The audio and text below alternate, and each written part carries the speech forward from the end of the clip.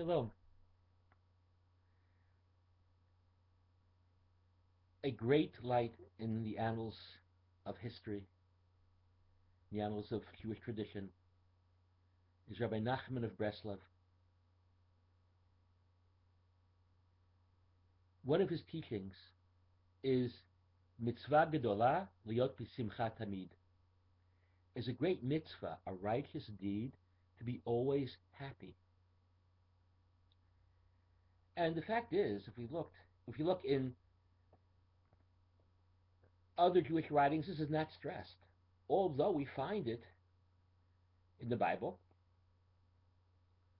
in the portion called the Tochecha, the rebuke, when we're told of disasters that would come upon the people, heaven forbid, if they misbehave. It says, because you didn't serve God with joy. Joy seems to be a fundamental for man's relationship with God.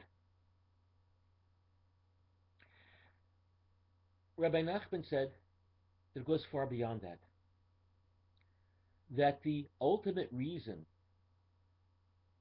for disobeying God is not an evil force, it's depression. If a person is depressed, he feels what I do no longer matters. Not to me, not to anyone, certainly not to God. If a person is happy, we read in the Bible, Oz v'chedva bimkomo, there is strength and joy in God's place. A person who is happy feels close to God.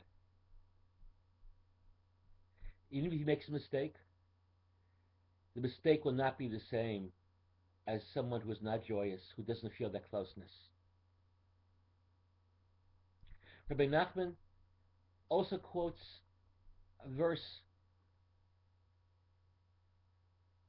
rejoicing and gladness they will grasp. He gives the example of a person who is at a joyous occasion, say a wedding, and people are dancing.